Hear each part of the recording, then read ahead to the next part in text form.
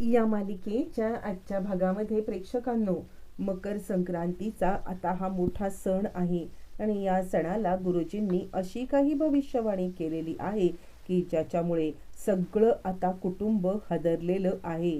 त्या दिवशी अशा काही गोष्टी घडल्यात की ज्याच्यामुळे आता गुरुजींच्या एका विधानामुळे आता इकडे पार्थ नंदिनी दोघं सुद्धा हादरलेत आणि त्यानंतर घरामध्ये आलाय तो म्हणजे महाभूकंप. गुरुजींनी असं काय विधान केलं होतं ज्या विधानामुळे आता इकडे काव्या आणि जीवा या दोघांचंही आयुष्य 360 डिग्रीमध्ये टर्न झालेलं आहे. नक्की असं काय घडलंय सगळं पाहू. प्रेक्षकांनो, आपण पाहिलंय की पार्थने आता काव्यासाठी काही पुस्तकं पाठवलेली आहेत आणि काव्या आता ती पुस्तकं घेऊन अभ्यास करते आणि ती आता विचार करते नाही, काहीही झालं तरी सुद्धा देशमुखांना मला आता मनवलंच पाहिजे आणि ती आता स्वतःशीच निर्णय घेते. आणि त्यानंतर सगळ्यात महत्त्वाचा विचार ती करते की हे सगळ्यात पहिलं कुणी हे सत्य हे केलंय याचा सुद्धा शोध मला घ्यायलाच पाहिजे.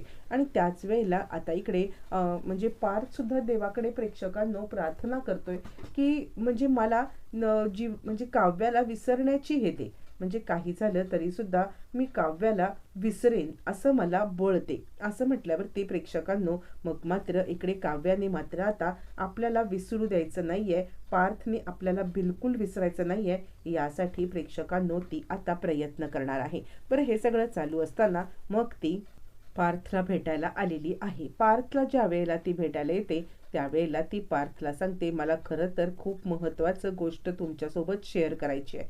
म्हणजे मी ठीक आहे, मला माहिती आहे की मी आता माझ्याकडून खूप मोठी चूक झालेली आहे, मी माझी चूक मान्य सुद्धा करते, पण मला इतकं सांगाल का की हे सगळं त्यावेळेला अचानकपणे घडवून आणणारं कोण होतं, किंवा तुम्हाला याच्याबद्दल जरा तरी काही अंदाजा तुम्ही घेतलात का? म्हणजे ठीक आहे, आपल्या देशमुखांना बदनाम करण्याचा कोण कट रचते हे तरी तुम्ही आता पाहून घेतलं असाल तर तुम्हाला समजेल की आपल्या घरामध्ये वसू आत्या आणि रम्या या दोघीच जणी अशा आहेत ज्या ही अशी सगळी कारस्थानं करू शकतात. आणि त्यासाठी मी आता पिहूला सुद्धा भेटायचं ठरवलंय. मी पिहूला भेटेन, मी पिहूला विचारेन आणि त्यानंतर मग आपण काय असेल ते ठरवूया. तोपर्यंत जर का मी इकडे आले तर चालणार आहे का, असं म्हणत तिने आता पार्थला लाडीगुडी लावायचं ठरवलेलं आहे. यावरती पार्थ सांगतो, ठीक आहे तुम्ही या इकडे, पण तरीसुद्धा मला काय वाटतं माहिती आहे का, म्हणजे त्या दिवशी असं सगळं करणारी रम्या आणि वसू आत्या असू शकेल असं मला वाटत नाही.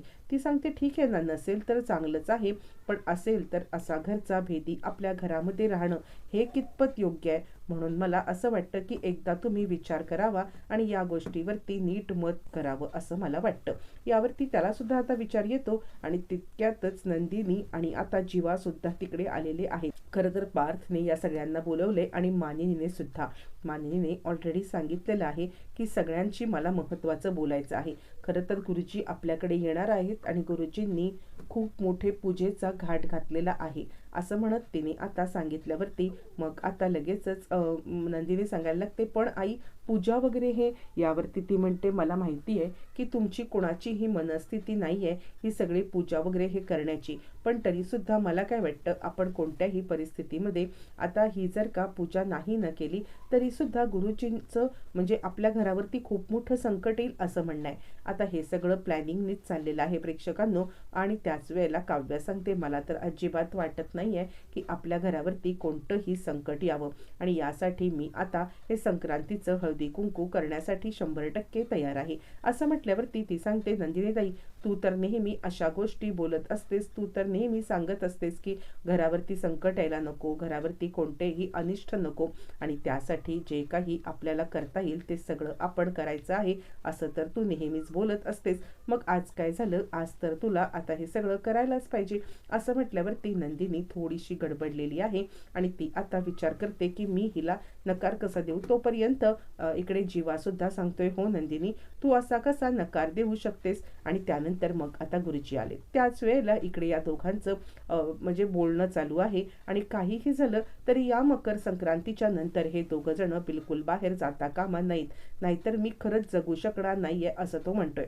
यावरती पार्थ आता सांगतोय, मला माहिती आहे की हे सगळं आई बाबांनी केलेलं नाहीये, हे तुमचं नाटक आहे, तुम्ही या सगळ्यामध्ये पुन्हा एकदा एकत्र येण्याचा प्रयत्न करताय ना. यावरती मग आता लगेच लगेच जीवा सांगायला लागतो, दादा हे बघ, तुला जे काही वाटायचं असेल ते वाटू दे, पण मी तुला एक गोष्ट सांगतो, म्हणजे मला माझ्या आयुष्यामध्ये नंदिनी हवी आहे, काव्या नको.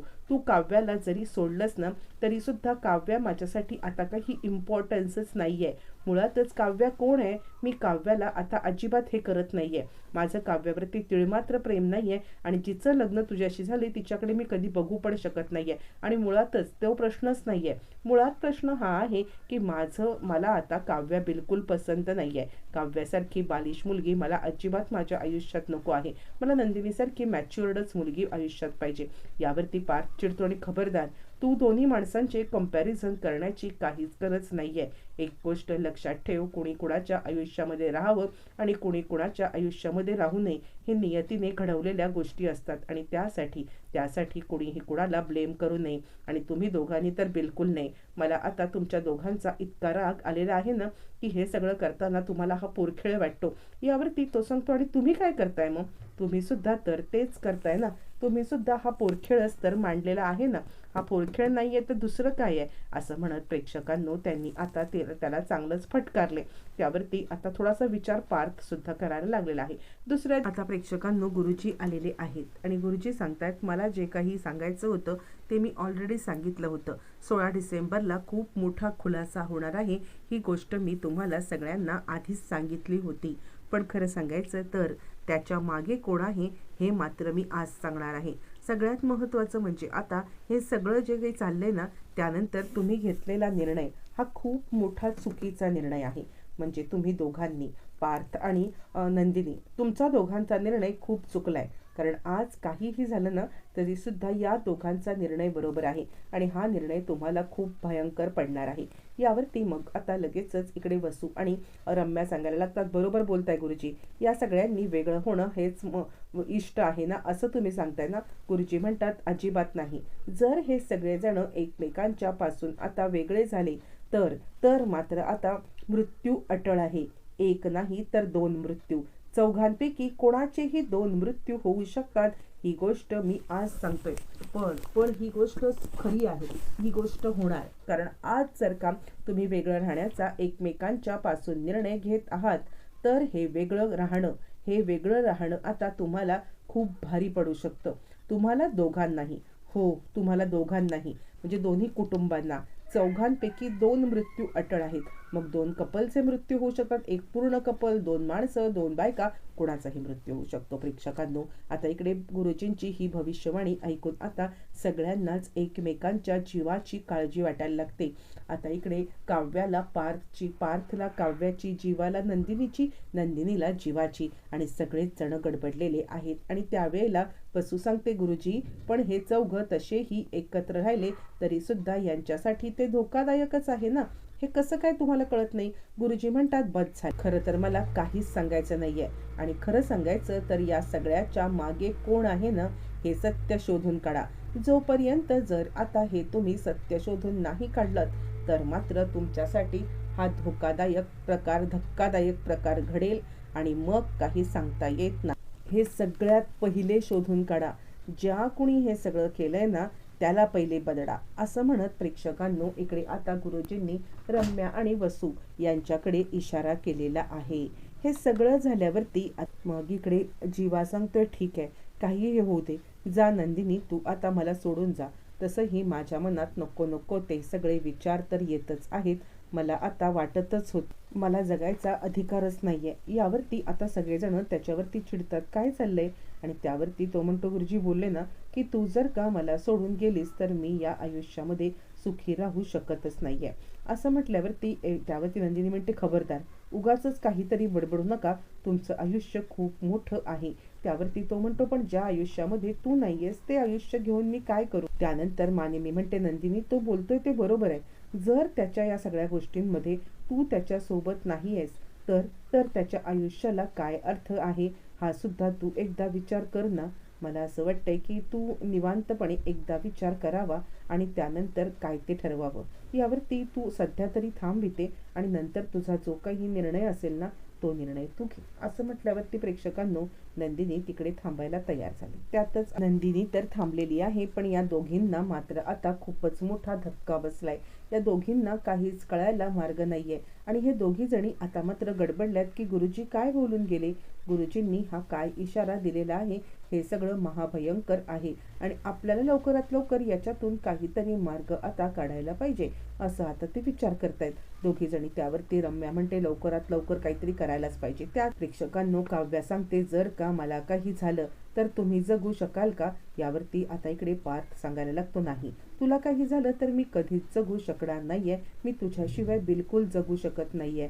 काव्या, मी आत्तापर्यंत इतका राग राग करत होतो आणि तुला म्हणत होतो की मी तुझ्याशिवाय म्हणजे तुला माझ्या आयुष्यातून काढून टाकेन, पण ज्या वेळेला आता हे सगळं सांगण्यात आले ना, त्यावेळेला मात्र आता मी पूर्णपणे हादरलेलो आहे की तुला मी माझ्या आयुष्यातून वजा करून कधीच पुढचं काम करू शकत नाहीये, असं म्हणत इकडे आता दोघांनी तर एकमेकांना संमती दिलेली आहे किंवा दोघांनी तर एकमेकांच्या संमतीने आता हे सगळं मान्य केलेलं आहे. पण इकडे प्रश्न राहिलाय तो म्हणजे नंदिनी आणि जीवा. आता जीवा सुद्धा नंदिनीला तेच सांगतोय, ठीक आहे ना, तुला जर का मी तुझ्या आयुष्यातच नको आहे तर मग एक काम कर ना, तू इथेच म्हणजे तू निघून जा, मग मला मरू दे एकदाच, म्हणजे तू मोकळी मी मोकळा, असं म्हटल्यावरती ती त्याच्या तोंडावरती हात ठेवते आणि ती म्हणायला लागते वेड्यासारखं काहीतरी बडबडू नका.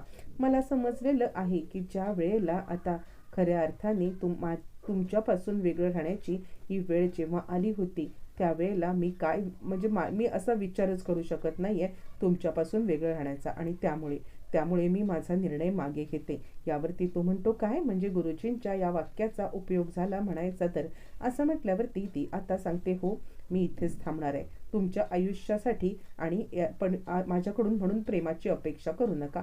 आता इकडे काव्या आणि नंदिनी ह्या दोघी आता इथेच राहायला येणार आहेत, पण एक जोडप्याचं तर जुळलंय, दुसऱ्याचं अजून जुळणं बाकी आहे, पण नक्की ते सुद्धा जुळणार, येणाऱ्या भागामध्ये नक्की सगळं